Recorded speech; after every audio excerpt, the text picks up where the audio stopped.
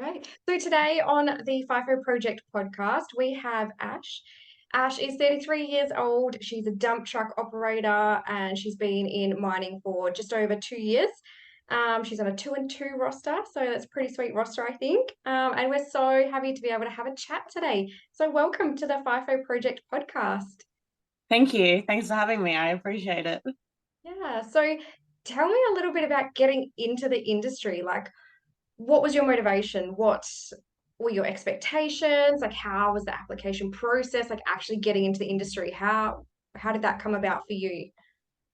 So initially I was with an ex-partner and he did FIFO, and ironically at the same time that I had met him, I was looking to get into the industry. My main reasons for wanting to get in were the lifestyle and also the money. I'm sure like most people.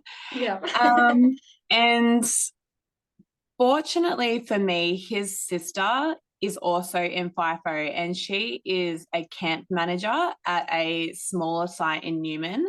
So I actually started, well, actually probably a bit over 2.5 years ago now. So I actually started in utilities because I just thought before I go through the hassle of applying for all these jobs, I just wanted to make sure that I could even handle, the Yeah. elements of working in the outback. So she was able to help me get a job just in utilities. So I was literally doing cleaning and bar work, just at a small site. And I only did that for about 3 or 4 months. And even though the conditions are really harsh, it's really hot, it's gross, but you know, worth it. Yep, all good. I can handle it. So even though my partner at the time worked in FIFO, there's sort of this conception that, it's who you know, it's who you know. And ultimately, yes, it does help. But he couldn't even get me a job. So it was quite difficult. So I ended up just phoning the company that he worked for relentlessly. I probably phoned them about 3 or 4 times a week for about 3 weeks just Wow. to get a hold of the right department who looked after the greenie program. So, when you're doing a truck traineeship. So yeah, he didn't help me. Yeah, so that's how I got a job initially. I phoned head office and finally got put through to the person I needed to speak to. And then from there it was a pretty seamless process. So just doing all the online applications, doing the group interviews, and yeah, we made it through there, and then now we're Yeah. here.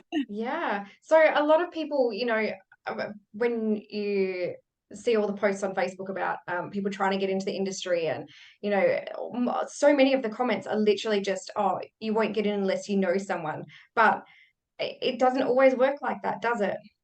No, it doesn't always work like that. Of course, there are circumstances, when someone knows a supervisor and, they can put forward your resume. Of course that is the case, but it's definitely not always. So anytime people ask me, because my inbox on Instagram, my inbox on TikTok is full constantly, daily, Yeah. of people asking me how to get into FIFO. And I try to get back to most people, but I can't keep up with them all. So Yeah. that's honestly what I tell people, though, is my number one tip. Like when you're on Seek, you're applying for these traineeship positions because you're not going to go in and get a job, on an excavator when you have zero FIFO experience. Like you need to either start in utilities, admin, or, doing a traineeship generally. So yeah, you're applying on Seek or phone. That's the way I did it. I just had to keep calling and keep calling Yeah. and And just it be got you there. persistent with it. Yeah. Yeah, yeah. So how did you feel? Like you said you wanted to see if you could like hack it, like the lifestyle, like the heat, being in the Pilbara. Like I lived in the Pilbara for a few years and I loved it, but I think I'm probably one of few people that actually loves the heat and the harshness of being up there. How did you feel like coming from the city, jumping off the plane, that very first swing? Did you just like get off the plane like, fuck, what have I done? Or were you like excited, motivated? I think it was a bit of both, to be fair. I mean, I guess when it's all new and it's a new job, that's what you're sort of focusing on. But the reality of that heat, like that hits after a few days. And especially where I was in Newman, like that was, that was 42 degrees every single day. And especially doing utilities, that's hard. That is a hard job. You're pushing around this heavy ass trolley with all your sheets and your towels and your cleaning products. And like credit to them, because it's a fucking hard job. And I would just stay in the rooms as long as I could in that aircon, just Yeah. trying to have a moment of peace, because it is hard. I think now that I'm in production, it is easier, because you're sitting in an air conditioned cab in your machine majority of the day. Like, yeah, of course you have to get out to walk to the crib or back to camp or whatever. So you're out in the heat, for a bit of it, but majority you're in air conditioned conditions. So Okay. yeah, Makes it a little bit more manageable, I guess, if you can at least, it sit in the does. aircon. Yeah. Yeah. I Yeah. don't think I could have stayed doing utilities for too much longer. So yeah. Yeah. How did you find the progression, I guess, from being in utilities to now being a dump truck operator? Like, was that hard? You're at a different site now, and was it hard to change? Did you change companies? Did you change roles? Did you have to go through like a whole nother process, or was it easier because you were already in the industry, you were already doing FIFO, to be able to change from one to the other? Did you find it easier? I think so I completely changed companies. So I did utilities with one company, I did my traineeship with another particular company, and now so I'm at my third company now. Okay. So I guess moving to the traineeship, yes, that was a completely new role with a new company. And I guess the only thing that probably helped was having FIFO on my resume. So in my one-on-one interview, you're going through all these questions, and they're trying to really find out if you're going to stick at this traineeship, basically, and that, you're excited to do it. And I guess me saying, yeah, I've gone and got this job literally to make sure that I could handle, this role for you. They were pretty happy about that. So in that regard, it worked really well. And then obviously now getting my current role, I was an experienced operator. So that was honestly really easy. Yeah, yeah. So going into the industry, you said your motivation was like money, lifestyle. Did you go in with like a goal? Is there a goal in mind that you want to reach, or are you just like super happy with the industry as a whole now and you can't see a different way of life, I guess? um, there's definitely different layers to that question, I think. So I guess first of all, is being in FIFO my long-term goal? No, it's not. Probably the main reasons I wanted to do FIFO was because, yeah, like I said, the lifestyle and the money. I love traveling, and I love getting a higher wage than a 9 to 5 at home. So Yeah. that's the perfect combination. In regards to my actual role driving the dump trucks, I actually find it really monotonous, and I actually find it really boring. So for me, progression is actually the only thing that motivates me as well to stay in that particular role. So even though I don't necessarily plan on being in FIFO for 10, 20 years, I do still want to progress in the industry for as long as sort of I see myself staying in it. But at the end of the day, my ultimate goal is to be able to set up a business and work for myself. So that's what I do in between. Yeah. So you're in the process already of setting up that business to work for yourself? Yeah, I'm working towards that. So one of my goals in FIFO was to accumulate properties. So I actually just sold my first investment property yesterday. Oh, congratulations. That's Thank you. exciting. Yeah, so that's all happened, I guess, in the last year and a half. I bought an investment property. The market's high at the moment. So, a month ago I decided to sell it. We sold it, in 2 weeks. And now I'll be using that money to put towards my other goals. Yeah, fantastic. That's exciting. And Yeah. honestly, selling a house in 2 weeks, like that's just crazy, isn't it? Like that's how crazy the market is right now. Yeah, absolutely. I mean, my initial goals were to accumulate multiple properties and sort of have a bit of a portfolio, but being able to I was in a position that I was able to flip it. And so short term, I was able to get, I think, a substantial amount of money rather than holding on to it for 30 years and then, all that interest Yeah. and probably not making too much at the end of the day anyway. So that was my reason for that. But, everyone does their own thing with Yeah. No, I what they're think doing that's with their money. yeah, no, that's great. I love that you've got goals and you're already working towards that for, outside of the industry. Is there like, have you got a time frame? You want to do 5 years, you want to do 7 years. Do you have a time frame, or are you just, I guess there's so much, craziness going on in the world, with cost of living and all sorts of things are changing so quickly. Is there a goal, or is it just a when I reach this, I will feel comfortable to leave? Yeah, I think that's more the case. When I'm in a position where I feel that I can leave, I probably will.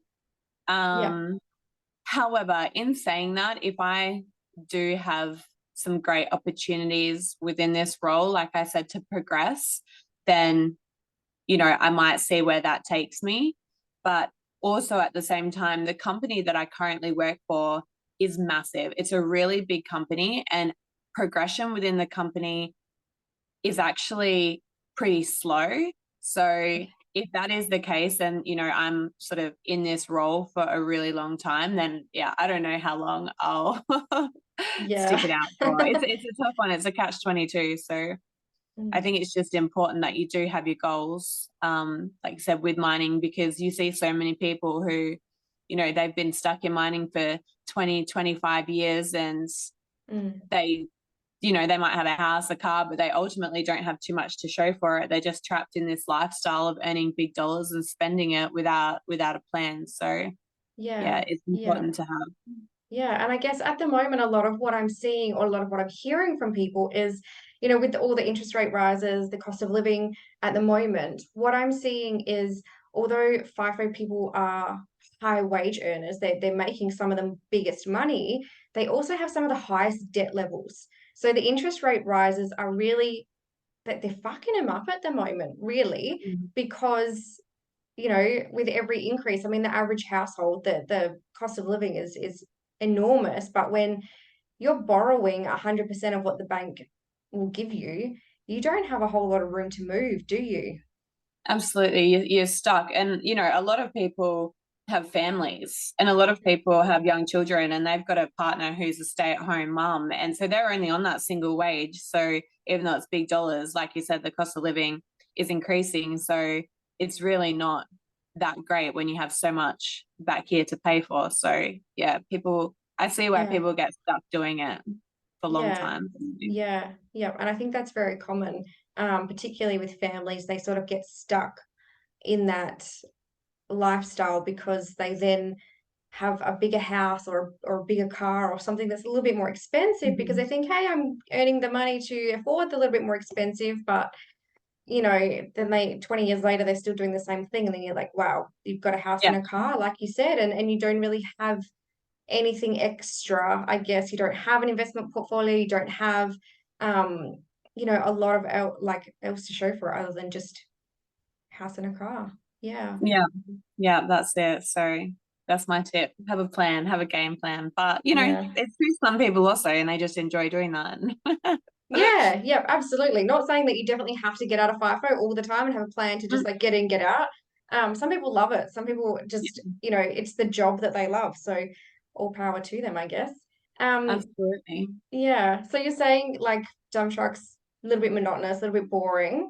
How have you noticed like an effect on your health and well-being, I guess, like being in a truck all day by yourself, like you're going a little bit stir crazy, foods on site, gym, like talk us through it. Have you noticed a bit of a change in your health and well-being?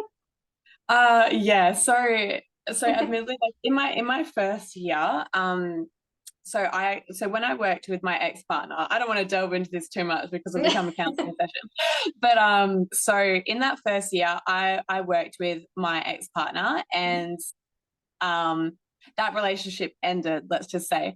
And it was actually extremely difficult working with my partner on site, just because that relationship dynamic wasn't good. I was madly in love with him, so I actually loved it initially, but then anyway, that went down the drain. Yeah. So my mental health, it was not good. And honestly, I would spend every single day in my truck. Like that is where I'd go to cry. Like it'd be my little cabin where I would just cry all Yeah. day long. And it wasn't good. And I mean, that's a pretty, niche scenario where, I'm working with my partner and it wasn't working out and I was just feeling really down. So my mental health, yeah, it wasn't good, but that relationship ended. And then now, I've been at my current site for a year. I'm single. I'm the happiest that I've ever been, living my best life. And,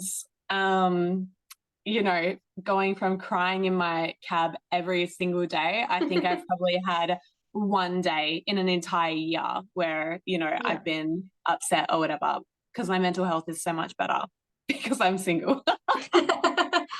Hey, I'm hearing you. That I'm really doesn't hearing help. you. Yeah, but honestly, like I'm in a much better headspace, but it does still take its toll. Like you are by yourself, with your thoughts for 12 hours a day alone. So definitely if you've got stuff going on or you are in a relationship or, you have whatever issues going on, it can be really difficult. So I guess the things that I do now to keep me sane, there's quite a few things that I do.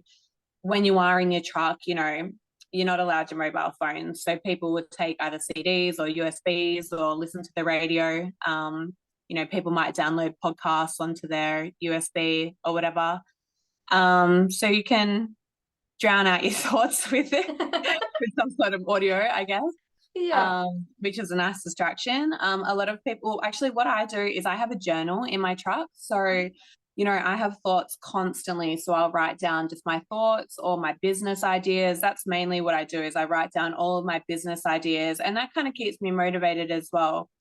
And then when I'm, back at camp, I think it's really important to have some sort of structure because it's hard. Like you just get so tired. So if you just go back to your room and like you can kind of fall in a bit of a rut. So I do try and, go to the gym. I'll try and go to the gym as often as I can, depending how I feel. We're fortunate we've got a nice pool, so that's something that keeps me sane. I don't socialize too much at camp, to be honest, because I do like to get my sleep and I like to exercise and whatnot. But I have a really nice group of friends that I work with. So we'll eat dinner together or breakfast and that. So I get that Yeah. sort of social Yeah. interaction.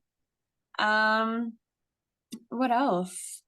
Yeah, that's pretty much it. That's pretty much the things that I do to keep sane, like during the day. My journal is probably my number one to just get out everything that goes on in Yeah. my mind. Yeah. Yeah. I'm a big fan of journaling, and I always are teaching my girls to just, even if you don't have to write it. I think some people get caught up in the fact that they have to write a journal and it has to be this big, long, life-changing piece of writing.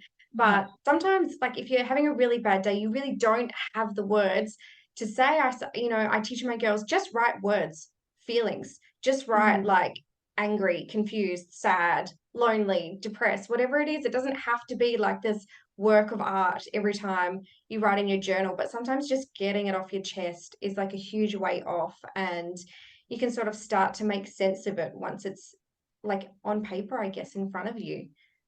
Yeah, absolutely. Absolutely. Yeah. I've got pages of the most random shit in there. It's just because I had to try and remember this or this is how I was feeling. Yeah, absolutely. So definitely Yeah. one thing that helps me. And I guess one other thing as well that I forgot to mention is keeping in touch like with my family and friends because, if I say, for example, like, I'm big on Instagram or TikTok, I post quite regularly. And I find like if I'm away, because, I don't have anything exciting to post, I lose contact with a lot of people. Yeah. Like a Yeah. lot of people just stop messaging me, they start replying to stories, and it can get like really lonely. So I do try and make an effort to, I'll phone my sister or, message my best friend or just making sure that I'm trying to keep in contact with them because if you're not reaching out, people are so busy in their own lives, they forget that you're in the middle of nowhere, Yeah, working yeah. 12 hours for 14 days straight. So that's really important to keep in touch with everyone back home as well.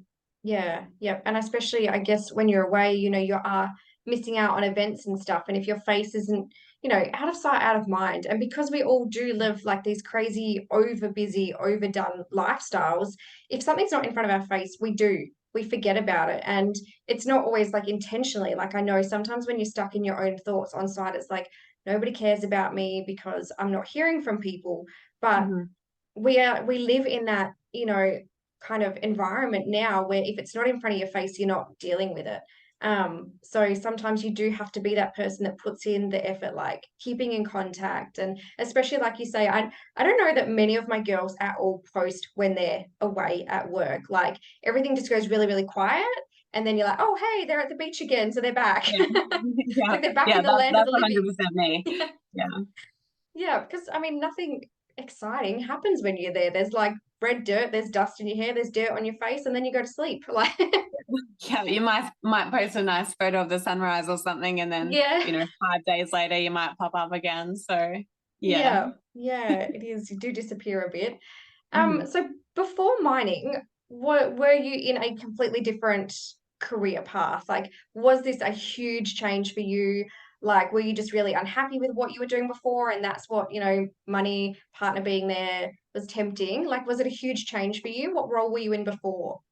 Yeah, it was a huge change. So previous to mining, I actually was in another relationship. So I was with somebody for almost 8 years. And he's a very successful businessman here in Perth. He owns lots of businesses. And so that was my life as his partner. We had businesses, and that was my life 24/7. So he actually owns a chain of gyms throughout West Australia and Australia. And I was in the gym. So I was one of the sales managers. So I had a small team underneath me, and I ran all the social media as well for the couple of businesses that we had at the time. So yeah, it was a completely different role. But I guess then from that, I became so burnt out because it was just constant. I lost contact with a lot of people, and unfortunately, that relationship came to an end, which is fine. That was amicable, but it was just a long 8 years of just Yeah, business. And then, so I guess that was the reason I actually wanted to get into FIFO, was because I love traveling. And that was yes. something that I was really deprived of for Mm. that time when we were focusing on the businesses. And I just thought, what's something that I can do where I can still earn good money? I can then still have a good amount of time off and just go and do whatever the fuck I want. Yeah. So Yeah. it was FIFO, like that was the answer. So, and I'm on a perfect 2-on-2 roster, and I have been the entire time. Fortunately, I've been in FIFO, and I really do go and live my best life now. I travel all the time, and Yeah. just do whatever I want. So yeah, completely different role in sales and social media to now driving the big dump trucks in the red Yeah. dirt. Yeah, very different. I mean, I love hearing people's stories of, you hear so many people that are so burnt out from living the corporate lifestyle, and then they move to, FIFO, and they're like, wow, like there is another way of life. You get so caught up in that corporate 9 to 5, and you just work yourself to absolute death, and you don't give yourself time off. And, experiencing another way of working and living is like, oh, actually, there is another way. We can do this and still keep our sanity. Yeah, yeah, absolutely. So yeah, it definitely works for me Yeah. for now. So Yeah. And do you travel internationally as well as locally when you're on your 2 weeks off? yeah, I do. So my last well actually over the last couple of months I've just been traveling locally. I'll do day trips, or went down south I think last break, down to Albany in Denmark for a few days. But in October, November, I was over in America for 5 weeks. So I went traveling over there by myself. And then a couple of months prior to that, I did Bali mid last year. So yeah, now I'm Yeah. just getting ready to do it again in end of July. So back to the States. Fantastic. I love that. Love that. All right, let's go. What would you say your biggest struggle is in the industry? Biggest struggle, and then what's the best part of the industry? I think we know the best part is time off and high wages, but what would you say is something that you struggle with the most being in that industry? Um, Probably, I mean, this isn't going to be for everyone. I suppose it's just specific to where I am at the moment. I briefly mentioned before, it being such a big site, and so training is one of the biggest things for me, and it really is going to be specific. You see some people move through the industry really, really fast and move on to different machines and, get training in that. But for example, at my site, it's just so big. And so there's, only so many trainers, there's only so, much equipment. And it, I can see it's going to take quite a while to progress. And like I said, for myself, that's one of the only things that keeps me motivated and pushing, to do better in the role is knowing that I have the opportunity to progress. So that's definitely something that I find difficult because your hands are tied. There's only so much you can do. You can only go and knock on your supervisor's door so many times, like, hey, like, I really Yeah, want to, get passed out on this. And he's like, awesome, there's 20 other people in front of you, and you're like, sick. Okay, yeah, back to my truck I go. So that's definitely something that is difficult. I guess briefly I'll touch on for me, because I also do my social media, I do TikTok, that's probably how you found me. I used to post a lot about, women in mining and all of that. So at work, it can be a topic of conversation for me, not necessarily always to my face. I know that people, especially when this all blew up, it went completely viral probably a year ago now, all over the news. And, there was so many people talking about, oh, there's that TikTok girl, it's either an eye roll or they'll come up to me and be genuinely interested and want to get to know me. So yeah, that's a struggle, I guess, being the TikTok girl. yeah, But I found my group of people, and admittedly I have a really great crew, so I'm really fortunate with that. Um, but yeah, previously at my last site, like, oh my gosh, I worked with some really toxic people, and that can be hard when you're spending, if you're on a 2 and 2, you're spending half of your life there, or if you're on a 2 and 1, that's 2/3 of your life up at site. And if you're with yeah, people that you don't get along with, or who are negative or just bring you down, like that's really hard to even get on that plane, just knowing that you're going to spend another 2 weeks with those kinds of people. So if you have a good crew, like, yeah, that's a make or break. So I'm yeah. fortunate now, but that was a struggle for me. Yeah, Just absolutely. And you're not just, I guess when you're in that 9 to 5, you deal with them for 8 hours a day, you go home and you can de-stress because you're out of that environment. But when you're working FIFO, if you are in a crew or you have a situation that can be quite negative or toxic, you are having breakfast with them, you're going to the gym with them, you got to socialize with them at nighttime, you're sleeping next door to them. yeah, Um, you can't escape them. You're always in that environment, and it can become hard to de-stress. Even when you go back to your room at nighttime, it can be hard to switch off and de-stress from that because you know that they're still there, that you're still in that environment. Whereas at home, you come home from work, it's different. You're not in the same space as them anymore. So that's definitely something that can be really hard to deal with if you are unfortunate to be in a crew where it is negative and horrible.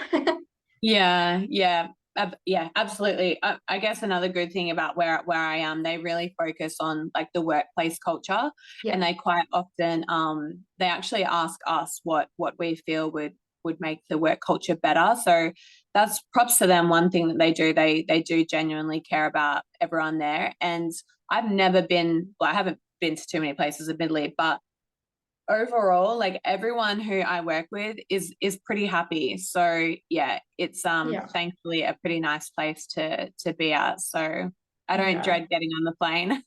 Yeah, that's so good. So you did touch on this as being part of your biggest struggle. My next question was about your social media. So you've got a huge following on TikTok and Instagram. What is that like? You said some people talk behind your back, some people genuinely want to come up and get to know you. How has that been? You know, I guess as well, you are this beautiful, beautiful blonde, you know, on Instagram, on TikTok, and you're working in this like male dominated industry where, you know, some men, not always, but some men can just be like, ugh, sometimes. How, like, tell us a little bit more about that. Like, do you cop a lot of shit, I guess, for it? Or is it, you know, how does that play out on site? You've got like hundreds of thousands of people following you across both the platforms. How does that play out on site?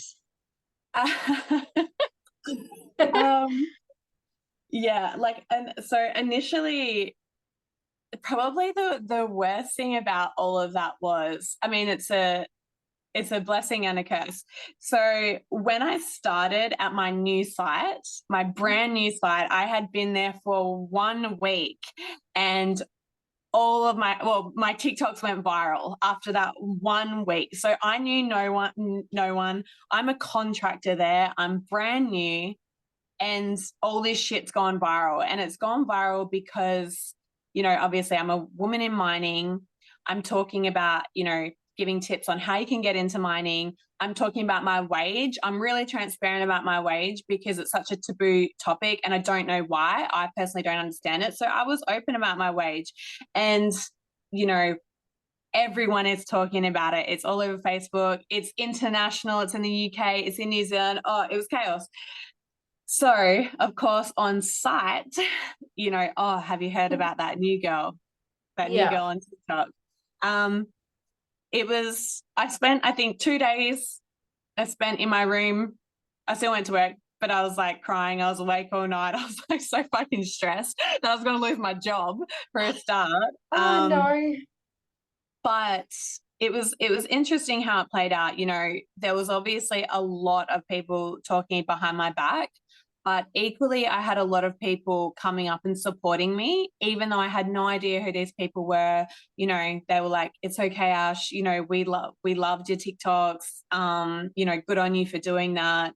If you need to come and talk to us, of course, we're here for you. And I even had like the mine manager, she's the top dog, call me into her office after a week of being there. Oh my And goodness. well, I know, my heart was, I was dead. R.I.P. Yeah. mate. Yeah, she just checked on me, like checked on my well-being and that, and I was like, okay, this is okay. I think we're going to be okay. Yeah. Um, so going forward, I get along. I like to think I get along with almost everyone who I've come in contact on site. We have such a beautiful group of people there, and everyone does give me shit. They do give me shit. Like they'll call me salty because I'm the Salty Pinup on social media, and Yeah. they'll just call me salty. Like that's my nickname, salty. And so they do give me shit, but I have a laugh about it because I know that they're my friends. And Yeah. there are certain people I don't hear from, and they're probably talking behind my back, but I'm not talking to them anyway. They're not my Yeah. friends. So, Yeah. yeah, we're all good now. But I will admit, like, I don't post as much as what I used to. I think initially I was just so excited to share the information. I loved where I worked. I really wanted to encourage other women to get into mining because at that time there was so much going on 60 Minutes about sexual Yeah. harassment in the workplace and all this crazy stuff. So I kind of wanted to be the spokesperson to say like, hey, it's not that bad. There are really good Yeah. opportunities for women, and don't let these few stories put you off trying to achieve your goals. So Yeah. yeah, And there was definitely I think testing we times. needed that though at the time. I think women in mining needed someone to be that voice. And, you know, everybody that I've spoken to on my podcast, all the guests I've had on the podcast, I always ask them about their experience with things like that. And even the ones that have had bad experiences, they still say, get into mining. You know, I've had a bad experience, but that's the exception, not the rule. It doesn't happen to everybody. So they still encourage women to be in mining. And I love that because shit happens anywhere in any industry. It really can happen anywhere. And you know, women have goals too. They want to be in the industry. They want to be making change. They want the lifestyle or whatever. And I would never want to discourage someone from entering the industry. Yeah, yeah, you're absolutely right in saying that it does happen everywhere. Like it's not just a specific to mining, or if you come into mining, you're going to get sexually harassed. Yes, of course it can happen. Um, and I think that the companies, they take it very seriously now. Yeah. So um it's rare. Of course it happens, but it's rare. But it happens everywhere. It's Yeah. not just something specific. So if it's your goal to get into, yeah, definitely I wouldn't let that be a deterrent, because yeah, it's it's great mostly. Yeah. Yeah. Hey, any job is great mostly. Yeah. So moving forward with your social media, you said that you're not posting as much about women in mining and about your job and your role at the moment, but do you have a goal or a mission or a vision or something with your social media? You were being that voice for people. Is that something that you wish to continue? Are you moving in a different direction with your social media? I mean, you have a big following both across both platforms. Is that something that you want to leverage, with your businesses even going forward? Mhm. Yeah, absolutely. It is a tricky one, because I know that I get so many questions daily, like I said, about mining, and I know that I could just talk about mining every single day and I could grow that following even more. And I know that I could make a business out of that, but I find it boring. I find talking about mining boring. But what I do love, and the direction that I want to take it in, is that it's giving me a lifestyle that I'm able to, you know, really be able to earn good money. I have this time off, and it's enabling me to now focus on my bigger goals. And so that's something that I want to be able to empower women with, is that, 2023 is literally the year that we're not making excuses anymore. We're getting shit done. We're making our money. We're being boss bitches. And that's kind of the avenue that I want to go down. I sort of went through a bit of a stage about 6 months ago where I was in a bit of a rut. I wasn't really working on myself. And now, that's something that I'm really, really focusing on. So, I do a lot in the gym now, and that's kind of where I want to take it. Just overall improving your life as a female, like on every level, Yeah. financially, mentally, physically, spiritually, just all of that. Because yeah, a lot of women sort of, we just take a step back, or we don't take risks, or we just adapt our lives to our partners and our family. And I think it's really important to still be your own person, and go get it, girl. Because I know a lot of females, they've got these big goals, and what's Yeah. stopping them? Yeah, absolutely. I love that. I love that. And that's definitely the era of coaching that we've moved into at the FIFO Mm, project as well. Like just no more excuses, no more half-assed effort. Like if we want something, get it. mhm. There's nothing that should stop us. Um, we can Yeah. do a lot in our life. Absolutely. So yeah, so that's sort of more the direction that I want to try go down in my TikTok and whatnot, is just I don't know, just inspiring women to just fucking level up. Like really. Yeah. That's what we're doing. We're just leveling up, and that's kind of the angle. So I still will probably talk about FIFO, because at the end of the day, that's what's sort of enabling me to, live this life that I live. Yeah.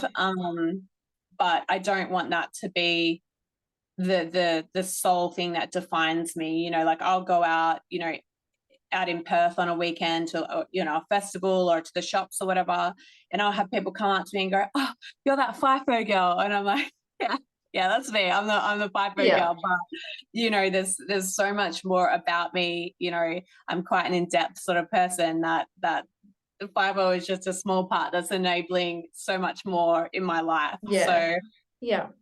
trying to figure out how I can integrate all of that. Yeah. I love it. Fantastic. Finishing up with the last couple of questions. So, talking about women in mining, do you think that companies in general are heading in the right direction as far as support, goes? Do you think the answer to getting more women in mining and for them to be feeling supported is making use of external services rather than, the company's programs, I guess, which a lot of people I know don't feel comfortable using? Do you think there needs to be more support for women? And do you think the answer then lies in external services available to women in mining to support them? Or do you think companies are doing enough to have them fully supported in the industry? What some examples you mean of external services for women? So, like life coaches that work with FIFO women, like the FIFO project, health and well-being, holistic stuff. We've got financial stuff, all of that for women. All of this is businesses that people have done on the outside, and we work with women. We don't work with the companies. We work with women one-on-one in the industry. So external services like that, or do you think that companies have enough support internally to create the change and get the results for women in the industry? Um, Probably a mix of both, to be fair. I mean, I know when I have a lot of women reach out to me about FIFO, it's just because they're scared and they don't know what to expect. And so I would say things like the FIFO project, um, is great for the awareness and, having these open conversations so women can go, oh, that actually does sound really good. Well, maybe I'll overcome this fear now and I'll actually dive in and do it. So I definitely can see the benefits in those external services that you're talking about for sure. And then, yeah, it's a tricky one, like I guess within the mining industry, because I would imagine that majority of the companies are striving towards bringing more women in. I know, for example, at my site, I think the ratio is, I think it's currently we have about 40% women, so 60-40. So that's actually a huge amount of women. You've got Yeah. almost 50-50. So that's massive. Whereas at my previous site where I did my traineeship, there was 9% women. Wow. That is They thought, insane, isn't it? yeah, and they thought that that was pretty good, which Oh I my couldn't word. believe. Yeah, they thought so. So like that's a pretty big difference in Mm, statistics on what some people think is acceptable and not acceptable. So again, I guess that comes down to the company. But overall, I think that they are doing a lot more for women. Even at my site, we have a women's only gym. I know that's one small thing, but, I know a lot of women train in there and that's something that they feel really good about. We have counseling services. I know that we have like when it's International Women's Mining Day or whatever those events are, we all get invitations to join in and whatnot. So I guess there's those little things, but I mean, I guess probably because there aren't necessarily many other things. So I guess if there were, anything would be helpful. So, and like you said, doing sort of lifestyle coaching and that, yeah, I yeah. definitely think that could be beneficial to women. Yeah. So, Yeah, fantastic. I know a few other coaches that work with um, women in the industry, and yeah, from what we hear as the coaches and putting people through the programs that we do, there just doesn't seem to be that support for their health and well-being, and that's a really big struggle. But I guess you're working at a mine site right now where it's 60-40, whereas there was like 9% women in the last mine site. And a couple of other guests I've had on the podcast, they were like, you know what, we didn't even have sanitary bins at their site, and they're trying to employ more women without sanitary bins. And you're just thinking, okay, but you need to make some changes. You don't need to change the whole place, but there needs to be sanitary bins. Like, fuck, come on, basic, basic hygiene. women's needs, yeah, literally. Yeah, yeah. So, I mean, I guess it differs so much between mine sites because there is no standard, is there? Between Mm. mine sites, between companies, even when it comes to the food that's on offer, when it comes to, the services they provide or the accommodation and facilities, there is no standard, is there? Industry standard for that. Yeah, well, there mustn't be because, like you were saying, even just the smallest things, the sanitary bins. At my last site, you know, if everyone's familiar with crib huts, that's where you go and you'll have your lunch and there's the toilets and whatnot. We would have crib huts that had no sanitary bins. And so you would have to ask, you know, the dispatch team who, you know, they send you to your destinations in your machine. You'd have to message them and say, hi, I actually need to go somewhere else because there's no sanitary bins. And that's an awkward conversation when you're working for a mine site who are, you know, pushing out millions of dollars and you have to be the person. It's an uncomfortable conversation and unnecessary. Whereas my current site, you know, they have free sanitary products provided. So not just the bins, they have sanitary products provided in every toilet area that you go to. So you don't even need to bring your own. They're all provided. So there's that's definitely amazing, a isn't path. it? Yeah.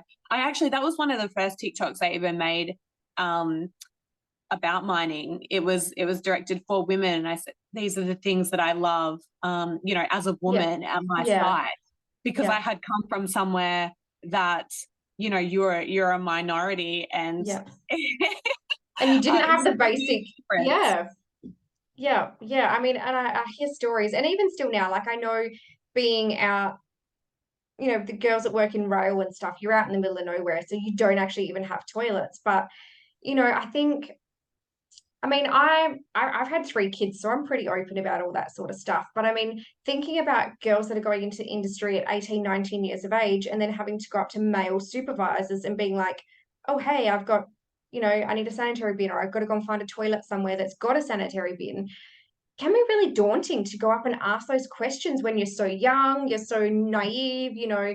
Me at 18, I wouldn't have fucking said boo to anyone, you know. Like now I've had 3 kids and I'm like, hey, there's shit going on down here. We got to sort it out. But you know, like that would be really daunting, I can imagine, for especially the younger girls. Yeah. Even at my last site, it was such a high pressure site because the company I worked for had zero budget. So you couldn't relax for 5 seconds, and they would be monitoring, you know, your activity. And if you had stopped or if you need to go to the toilet, you'd actually feel quite anxious, like having to ask just to go to the bathroom. And that's one of the really shit things about mining. But like I said, it's site specific. So now I'm fortunate, and if you need to go to the bathroom at any time, it's not an issue. You don't feel any sort of pressure or nothing. So that's fortunate. But it can be not ideal, especially like if you're a younger sort of girl new to the industry. So that's definitely something that can be improved for women in the mining industry for sure. Yeah, absolutely. Alrighty, finishing up our very last question for the day, and I ask everybody this question when they come on the podcast. So, what would be your advice? Like, if you could put it down in one sentence, one paragraph, one piece of advice for women that want to enter the industry, what would your advice be? My advice would be,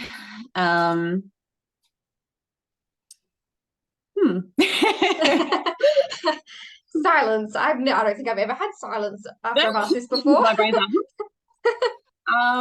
I guess my piece of advice would be, if you have goals where you're, you know, really wanting to earn a good amount of money, it's definitely not, you know, the most glamorous sort of industry, but it does give you the ability to earn a lot of money quickly. And if you're smart with that money, you really can get ahead in your life. And, you know, for some people, staying in the mining industry long term, you know, a lot of women do that. And so it can be, you know, really rewarding if you do that. But otherwise, if you have other goals, get in, you know, work on your budget, get a plan, really note out what your specific goals are, and then start working towards achieving them, because you're in a really great position financially to be able to achieve that. So do it.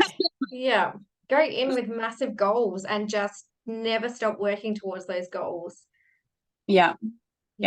I love it. That's what gets me out of bed in the morning, or if I'm you know, can't be fucked going to the gym or something. I think about what my greater purpose is. So my purpose is greater than this present moment, and that's what gets me out of bed. Fantastic. Great advice. I love it. Thank you so much for joining us on the podcast today. It has been fantastic hearing your story and your vision. And I think, yeah, it's a really great story for other women, other girls that want to get into the industry. I appreciate it. I've had fun. Thank Who you. thought chatting about mining and red dirt could be so fun? Yeah. Oh, fantastic. Thank you so much. Thank you.